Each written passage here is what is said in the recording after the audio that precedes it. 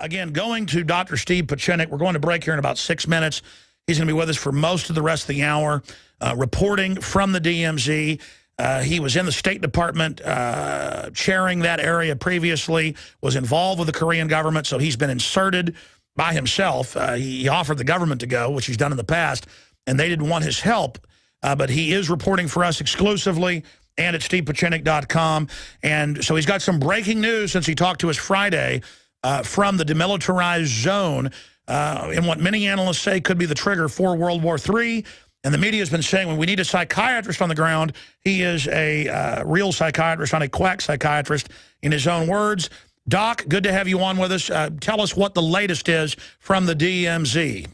Alex, it's always a pleasure to be on, and I always come on your show because there is really a reality check on what is happening. What is happening on the DMZ, it's quite cold. We've had rain, and we've had a lot of snow on the eastern part. What we see happening is troop movements from South Korean troops moving in tanks and young 18 to 19-year-old boys in the Republic of Korean Army, which basically they have to serve about 18 to 24 months mandatory service. Many of them are highly inexperienced, as many of our soldiers were in the Korean War. Some of them talk to me. Their officers try to get them away from me. I talk to them. I asked them if they were afraid. They said yes, but are they really scared of a major war? They said they're not sure because there's so much war talk going on and warmongering that they feel that in the past this has not come to life. In turn, I was able to get access to some of the most unusual of our own military, which is special forces. I can't identify them, but I've always had a great respect for our special forces. Since 30 years ago, I was part of really developing the special forces units out of Fort Bragg into an elite Delta Force unit, and in talking to them. Sure, in fact, you were involved, that's on record, in the creation of Delta Force, what, in 1979? That's correct. And what I talked to them about, and again, remember, I am not allowed to, I was forbidden by our intelligence organization, our State Department, our embassy, our KCIA, whom I worked with, and including the Blue House here and the ROK, Republic of Korean Army, I have been totally forbidden to access anyone. So I really am doing this on my own on behalf of you and really the American public. I'm not a hero. I'm simply doing what you're doing, although I didn't read Plato and Nietzsche, and when I did, I had to go to a textbook to see what they meant. But let me get to the point. The point here is what one of the very smart Special Forces soldiers said to me. He said, look, Doc, for over 20 years since the Cold War, and he knew who I was, we have not had a strategy. We have not had a complete overall world strategy. All we have been doing is reacting to situations which we sometimes create, often create through our military industrial. So it's a rotting stalemate. Well, it's not just a stalemate. We get into situations which we cannot control, and this is the problem we have now. Let me make it very clear. I have worked with the North Koreans. I have negotiated with the North Koreans. I knew Kim Jong-il. I knew Kim Il-sung, his grandfather. And let me tell you a little bit about the notion that this media, including CNN and Wolf Blitzer and his nonsensical crew of morons who are saying that this is a black box. North Korea is not a black box. For 30 years, we have known everything about North Korea. It's not just as a psychiatrist, but there have been other colleagues of mine in the CIA, including Don Gregg, Jim Lilly, who were in the CIA and were our phenomenal ambassadors, again, under Bush Sr. People underestimate how much Bush Sr. had kept things quiet, and we did not precipitate any conflicts. What happened, in effect, is we understand very well the pattern of behavior where the North Koreans, when they need help, they continuously bang, bang, and then try to get us to the negotiating table when we put on a restriction on them or an embargo, and then they force us to try to come to a negotiating table with them and make concessions. At times we would make concessions, often we would not make concessions. The concessions often rotated around food. The The reason food is important in North Korea, and people have not emphasized this is a country of 22 million communists who are impoverished, not just starving, but literally impoverished. And the only thing that they can do is not come over the DMZ zone, although I do see some of them trying to approach it. I do see machine gun racks in the distance. I do see their installations of artillery guns. But I'm not worried about that because I know the military situation and the force structure of the North Koreans. And quite frankly, we in the national security area previously and even presently know that all of the equipment in North Korea is really antiquated. It's old 20-year-old Soviet equipment. All right, Doctor, we got a long segment coming up. We're going to come back, give you the floor to break down what you said the danger is. And here's the big question. Is this like the Berlin Wall about to fall? Could North Korea be preparing to collapse? Because this is 3-4 times the rhetoric we've ever seen. You agreed with that Friday. What's the real danger in the West getting into this hype, using it as a domestic political diversion? Could this cause the implosion in North Korea into China and South Korea? What does that signify? You said Friday this could cause World War III. We'll see the real danger straight ahead.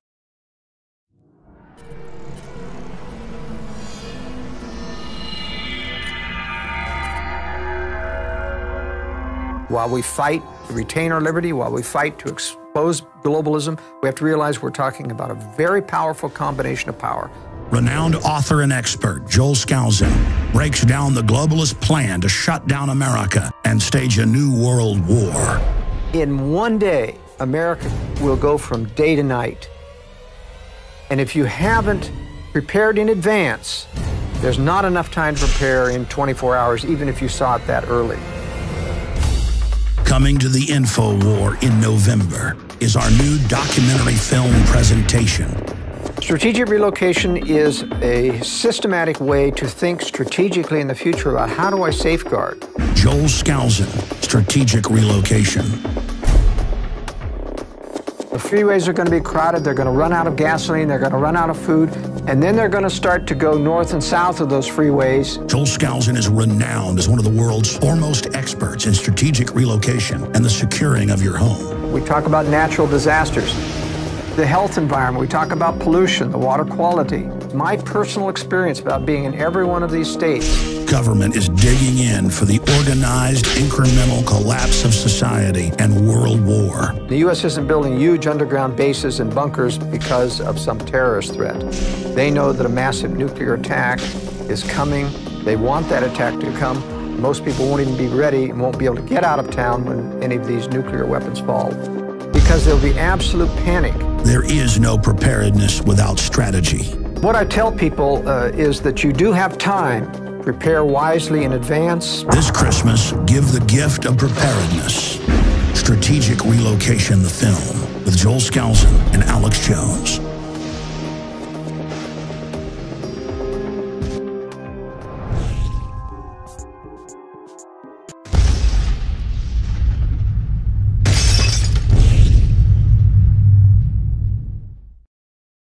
You know, before Dr. Pieczenik leaves us, I want to play a clip for him of MSNBC saying your children belong to the government.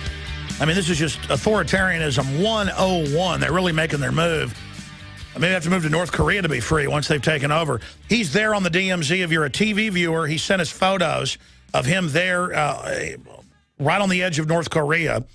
And again, when he was in the State Department, he was actually over that area. He knows all those people. That's why. He hinted when he was on a few weeks ago when this crisis was bubbling that he'd go there. And we get an email Friday morning, I'm here.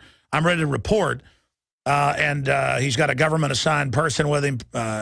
Pretty amazing to have him actually up there reporting on what's happening. And he's done negotiations with these people before Kim Jong-un's dad, Kim Jong-il, so he can speak about it. You can pull it up where he was arrested once by Assad's dad in Syria. I mean, pretty wild. We got to get Pieczenik on sometime, like the next interview, about just all the wild stuff he's done that's not classified. But, I mean, instead of just reading it in the newspaper, you know, like manipulating the Red Brigades into killing the Italian prime minister who they already had kidnapped. Is that true? Is that a lie? By the way, is that true when the London Telegraph says that, or is that a lie, Dr. Pieczenik? What does the London Telegraph say? I don't read it. I won't read it. But let's get to the key mission. The London Telegraph's not relevant to anything. No, I understand. So you're there. What's the big... They're supposedly loading the missiles with warheads, threatening to nuke us. Are the missiles capable of hitting South Korea? Are they capable? Yes. Will they do it? No. The reason they cannot do it is because they don't want to destroy the very basis of which they're going to be the part of South Korea. In other words, the overall strategy for the United States, South Korea, and North Korea, and China is to have what we call a soft landing. For Kim Jong-un, who is not crazy, by the way, he's very predictable and he's very rational. He really has no desire to destroy anything, including the East Coast, the West Coast of America, or South Korea. Number one, he has a deliverable system which is not really very functional. It's the missile systems are old, they're antiquated. What we call the single strike kill probabilities are very low. Usually they're rated at 90%. In his case, they're rated about 1%. And same with our missiles. Our missiles were always rated at 90% as single strike kill probability, but they never really got out of the silo. And when they did, they really fell on the ground. So the missile strikes itself are just using as a bargaining technique. I think Chuck Hagel, our Secretary of Defense, understands this very well.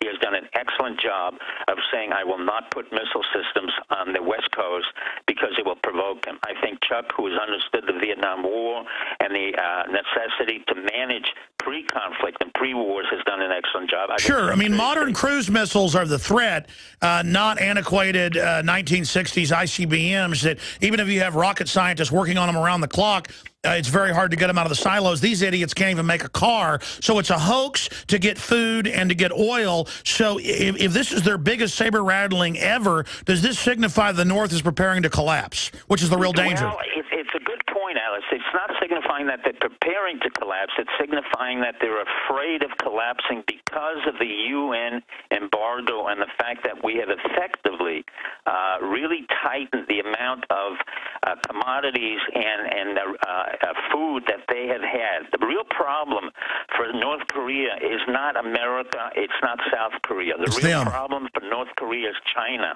Yeah. Because North Koreans, 22 million, will not come over the border of the DMZ. I can see them. They've been kept away by the North Korean soldiers. And basically what's happening, they will head west into China and storm over the borders of China.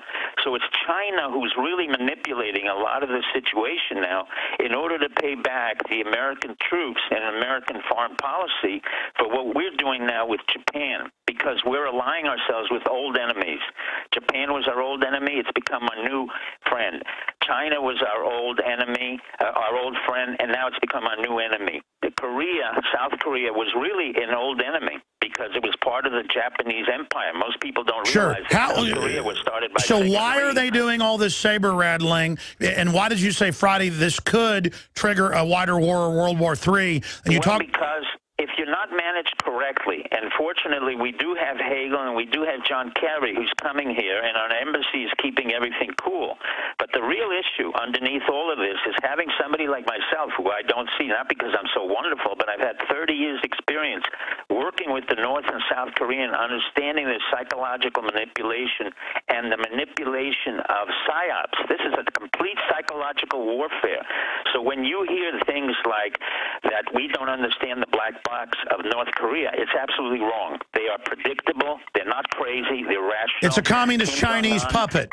It's a communist. It's a Chinese communist puppet state. Not really only Chinese communist puppet. Let me make it even clearer, Alex, to your audience. Kim Jong-un has spent 15 years in Switzerland.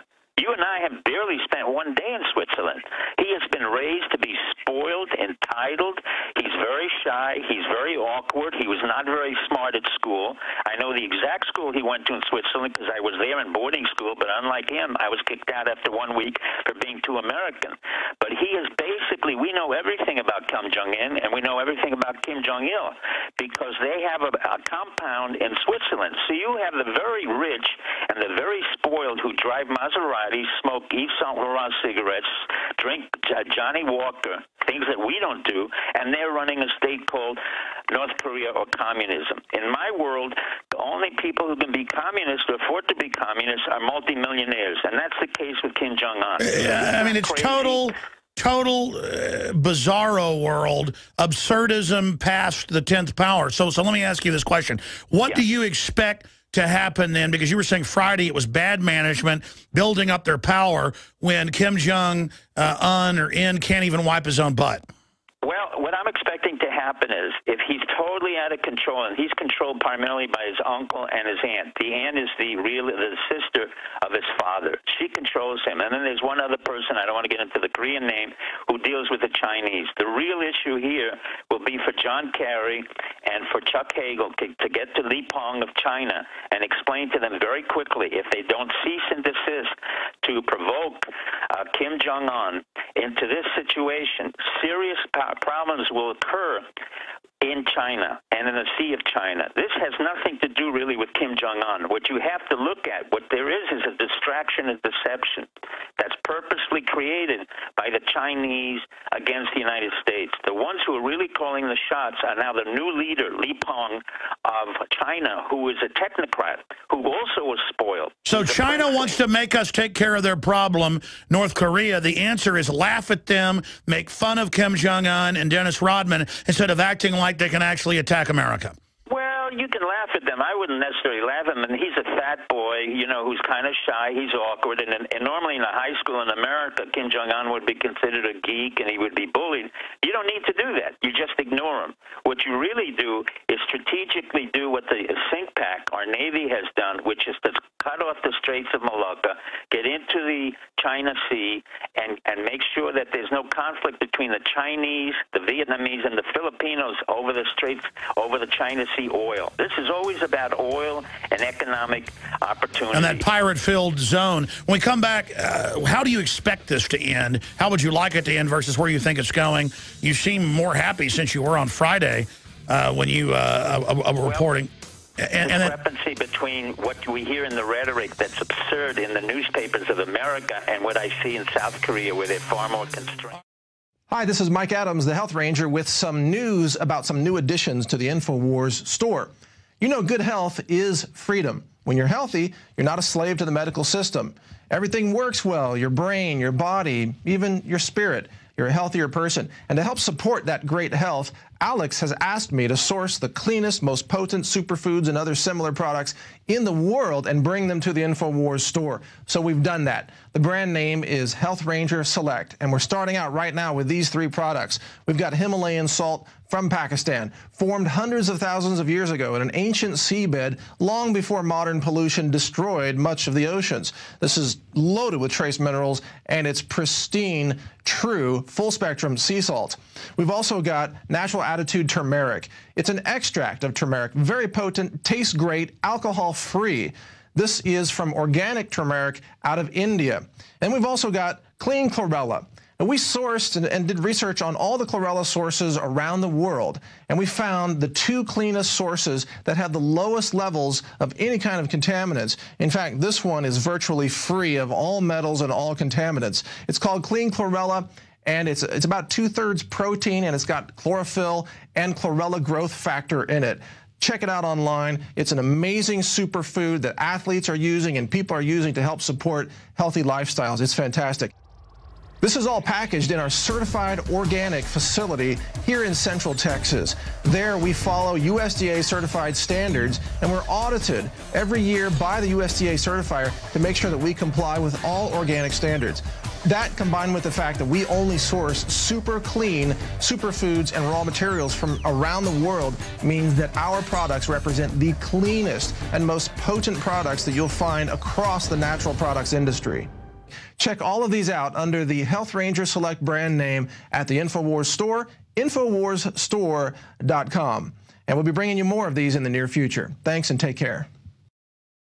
That's right. I'm in the United States, captured by 6 foreign megabanks who are above the law and pay no taxes. They've signed me on, and you and your entire family as well, to their 1.5 quadrillion in derivatives. And they are openly trying to wreck the family, shut down competition, open the borders, take our guns. And there's a new Army report out. Their new manual says Christians, period, are extremist terrorists, including, they say, Orthodox Jews are extremist terrorists. That's Fox News up at Infowars.com.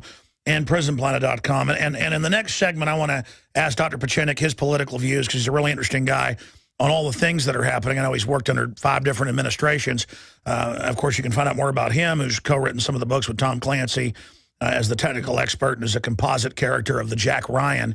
So kind of the Jack Ryan individual on with us right now. Steve Pieczenik, Dr. Steve Pieczenik, is a psychiatrist and a medical doctor and wrote the book on psychological warfare in the late 70s that's still the Bible used in a lot of intelligence agencies today. He's very critical of all the deception that goes on right now today and the authoritarianism. Okay, so talk to me like I'm 5 years old. Friday, you're saying there is a danger of war, but only because it's being overhyped and giving North Korea the idea of power, which may make Kim Jong-un toddling around like a bizarrest joke actually feel like he has power. The communist Chinese are now freaking out, saying don't cause problems, North Korea, which is that a capitulation? Geopolitically, you call it a psyop. Break down the different angles, Dr. Pieczenik. And then I want to ask you a big question. I'm going to ask you a big question. And, of course, that question is there a way to fix North Korea? Will it ever unify, or is it too bizarre? I mean, this guy's saying, I'll nuke you, I'll kill you, even if he doesn't have the capacity. You know, they've got DU Shabo meteor guns in space. What would happen if he was taken out? Because when somebody says, I have nukes, I'm loading, I will kill you, if somebody came to my house with a gun, whether it's loaded or unloaded, and said, I'm going to kill you, I'm not going to wait and see if it's loaded. I believe, and I don't even support war, people know that, I believe the guy should be taken out, but I don't want him to be taken out. I'm saying we have a right to take him out. Go ahead. Here's the worst case scenario. The worst case scenario is what happened underneath his father Kim Jong-il and his grandfather Kim Il-sung. Kim Il-sung went overboard, and where he blew up an entire dais where there was South Korean officials, including major senior officials, and he overreacted. But we were able to work that backwards. Under Kim Jong-il, his father, he had blown up ships and he had blown up an island where they use it as a kind of pro forma to show the world that they're quite serious. And hijacked ships like the Pueblo. Correct. And also shoot down the Korean airline. Now, what happens in a game like this in psychological warfare, and, you know, we can't control all the variables, but you have to be able to estimate most of the variables, is that they literally do overreact. And the overreaction in this case would be where, in fact, a missile strike could accidentally get into one of the areas that they had not intended, where, in fact, one of the commanders underneath Kim Il-sung could literally decide to defect and become a renegade and try to approach the DMZ, although that's not likely because it's highly mined and we have a lot of forces ready to go. In fact, in the old days, we had to hold back the Republic of Korean Army with PLO, with oil, lubrication, and petroleum. But the reality is that at this particular point in time, if there isn't that extreme exercise, and if we can't decrease the rhetoric from our news media, which is the worst part of it, because the South Korean people have been complaining to me everywhere that particularly CNN and a lot of our media are hyping up this notion of missiles and missile strikes. They find it very disgusting and very insulting, because most South Koreans here that I'm working with and talking to, even on the DMZ zone, are very calm, even though they're cautious. They're calm, they're relaxed, they go through an everyday activity, they do what they have to do, they live their life normally, but they resent this overlay of warmongering that's being created by our military-industrial complex and our communication system. Let me give you an example.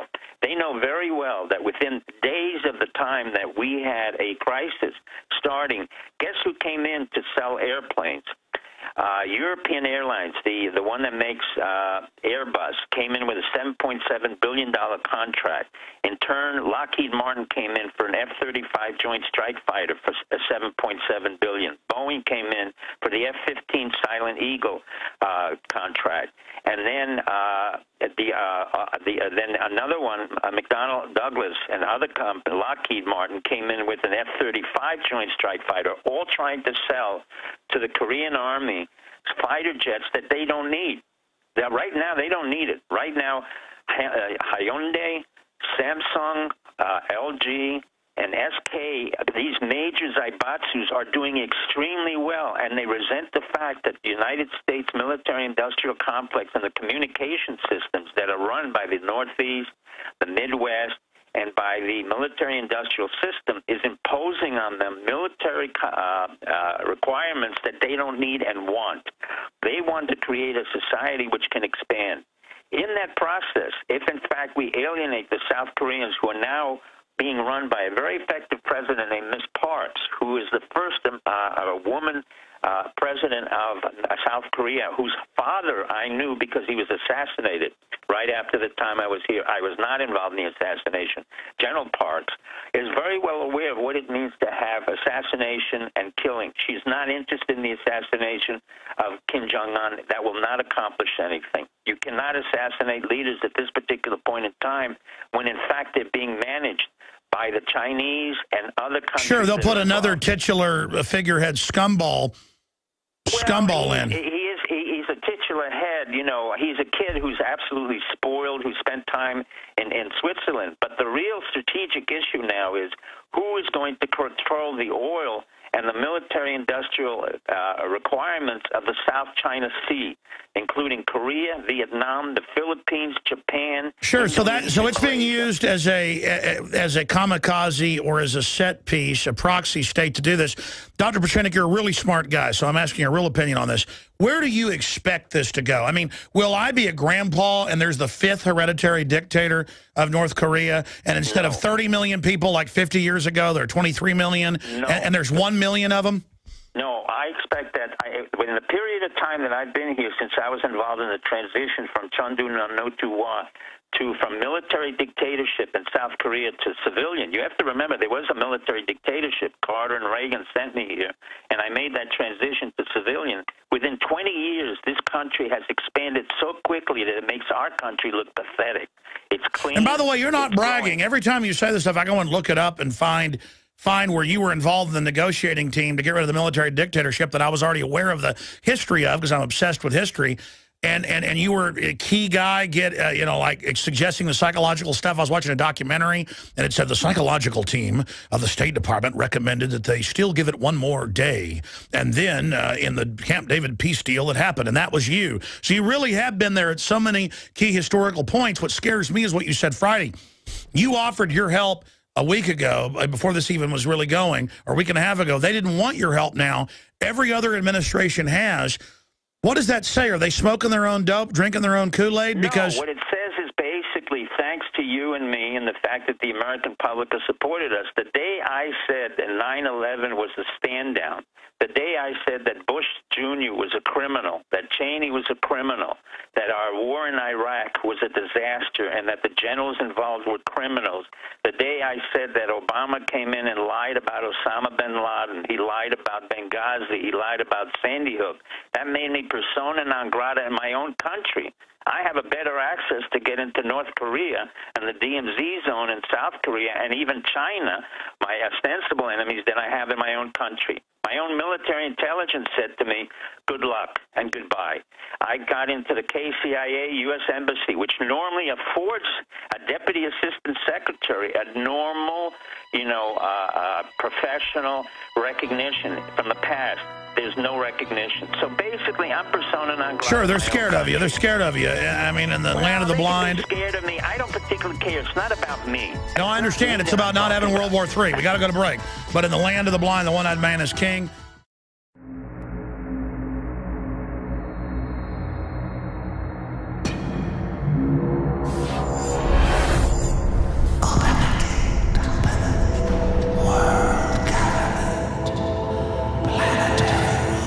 Is it not, my king, time to spring the trap? No, we must desecrate the soul and the flesh of the Creator's creation.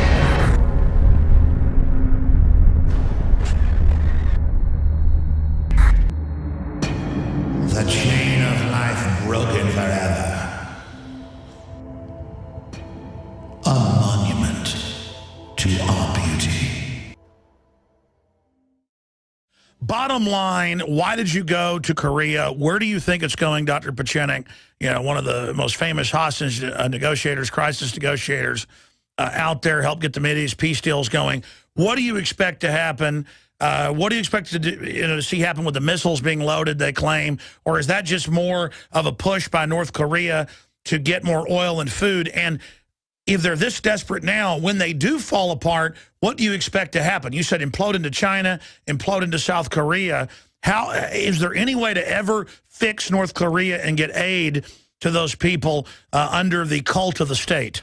Yes. Let me start for the first question. Number one, the day I finished my interview with you, which you were so grateful about, on Sandy Hook, where I told you it was a false flag, I knew that Obama and his White House choir boys would start another false flag in Korea. I could see it. I could smell it. So I got on the plane the next day without anybody's permission. I was told not to go. I came here and I wanted to report directly to you and the American public, went on to the DMZ zone and other parts of North Korea, which I cannot describe because of the past experience. And I knew that there would be a escalation of rhetoric and an escalation of behavior, which I wanted to see and monitor directly to the American public, particularly the Alex Jones show, because I couldn't trust the media, I couldn't trust our CIA, I couldn't trust our military intelligence, I couldn't trust our government, as simple as that.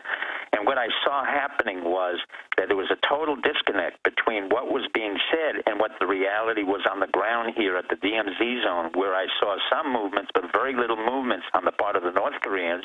I had a lot of rain, a lot of cold weather, and I saw a lot of the ROK, or Republic of Korean Army soldiers. So that's good news. There's not a real mobilization to invade the South. No, there is no mobilization to invade the South. And furthermore, from past history, I know very well as our military commanders do, that the 2.2 million men that are officially in the Korean Army, North Korean Army, are totally useless. They're hungry. They have no equipment. All the equipment is antiquated. The ammunition is antiquated, and they have no desire or capability to really invade through the southern section. Number two, the key issue here is not the invasion. It's really the fact that psychologically they want to create a scenario, a psychodrama, where we come back to the table, we, the United States of America, come back to the table and offer them food, assistance, so that they can have a soft landing, or what we call the sunshine policy over 30 years. Now, what is a soft landing? The soft landing means that we know from past experience, particularly in the Bush administration, which, again, I was involved with, when we amalgamated or joined East Germany and West Germany, we made a mistake in 1991 by not figuring out that East Germany had so much economic burden to it that West Germany could not absorb it. In turn, we translated that problem to South Korea and North Korea. There is no way that South Korea can absorb North Korean problems and economic dysfunction. So how does it end then? How do you see it ending? Is there any good ending? I see it positively ending if we get out of the way. If we stop this agitation and we stop these false flag operations, we stop this incredible amount of military-industrial So bottom line, the military-industrial complex that Eisenhower warned us about wants to keep it going to sell more weapons, but all the money is worthless if we start World War III with the Chi-Coms. Exactly. But ironically, Alex, your audience has to understand, we lost every war. Since World War II, we lost the Korean War, and it was Eisenhower, our general, one of the greatest presidents I've ever seen, who had to come in and draw the line on the DMZ. Nobody talks about the fact that was a great military general who had to create the peace and say, that's enough. We don't have that. We have a president who's not qualified, not competent. Instead, they just keep the wars going. Who's not qualified. Well, listen, I don't want to have war with North Korea either, and I know the globalists are corrupt, and there's all these influences, but we invade Iraq, we ship al-Qaeda to Pakistan, our government's using al-Qaeda in Libya and Syria.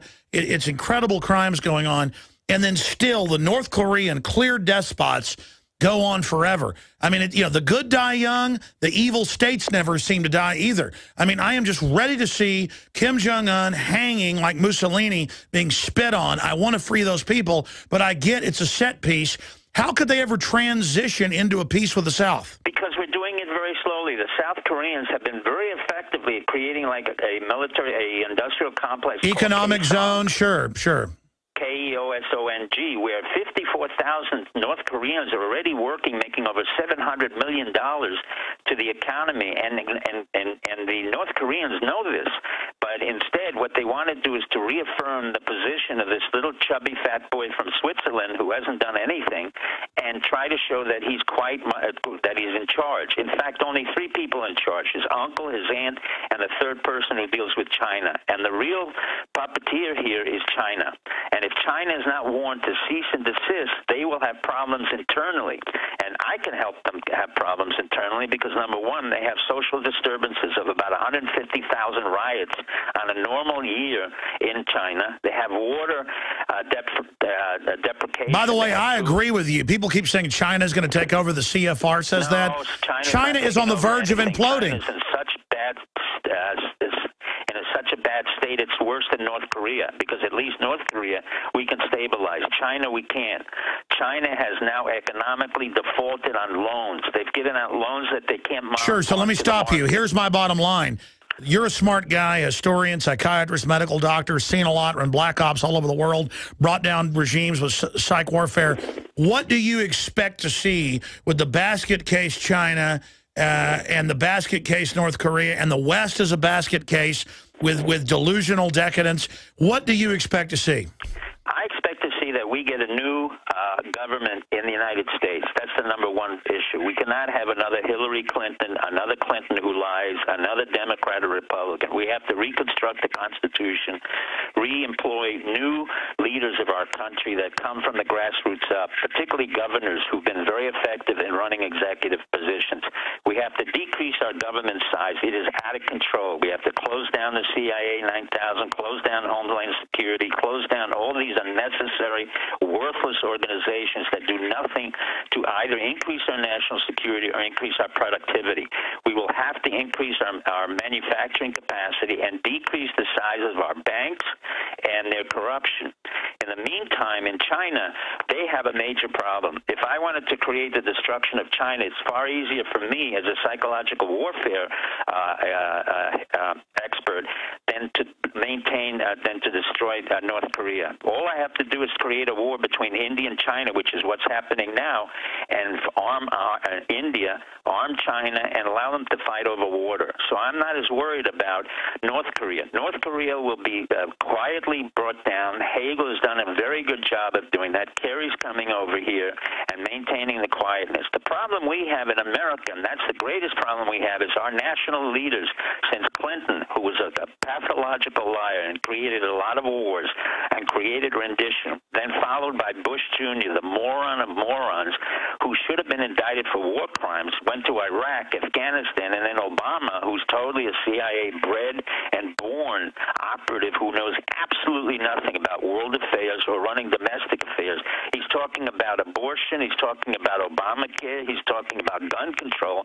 When we have to worry about we have to worry about our economy and jobs and jobs and exactly. jobs. As a Ford Foundation in America. As a Ford Foundation infiltrator of the national security complex, he just wants to conquer America. And instead, even if they want an empire, they're going to lose the empire if they don't save the original republic. You can clearly see the writing on the wall. No amount of bullets and armored vehicles is going to save them from the collapse of the American system. And if they don't get off the back of liberty, they're going to make our engine stall and the whole plane's going to crash. Well, I'm going to have a much more predictive element to that. I wrote about 20 years ago that, in fact, if the federal government continues to expand in size and its powers and its internal suppression of our systems, we will have potentially a second civil war between the states that, in fact, have the resources like Texas, Florida, Utah, the Midwest versus the eastern states. Right now, the Council on Foreign Relations, all the eastern think tanks like Brookings, USIP, RAND are useless, and they're being funded by all of us to create policies that have absolutely no meaning. The West Coast is totally meaningless. I tell you what, Doctor, I want you to get some sleep. We're back on the radio tomorrow. How long are you in Korea? I will be here a few more days to serve you and our American public. All right, well, let's get you set up. Well, we're going to get you set up for a report tomorrow, sometime during the 3-hour show. Chris, pick 30 minutes to do it. All right, thank you so much, Dr. Pieczenik. Thank you, Alex, and thank you, America. But I want everybody to understand Alex is not a conspiratorial individual. I don't think there's anybody in the mass media who really understands Plato and Zarathustra as well as Alex does. All right, we're not going to have the good or dumb or wrong quite yet, my friend. I hope not. The Ragnarok. All right, retransmission starts now, Infowars.com. See you back tomorrow. Visit Infowars.com and PrisonPlanet.com. When you're on the site, you can also tune in 24 hours a day to my daily radio broadcast. There's also a free iPhone app to listen to the syndicated radio show when and where you want.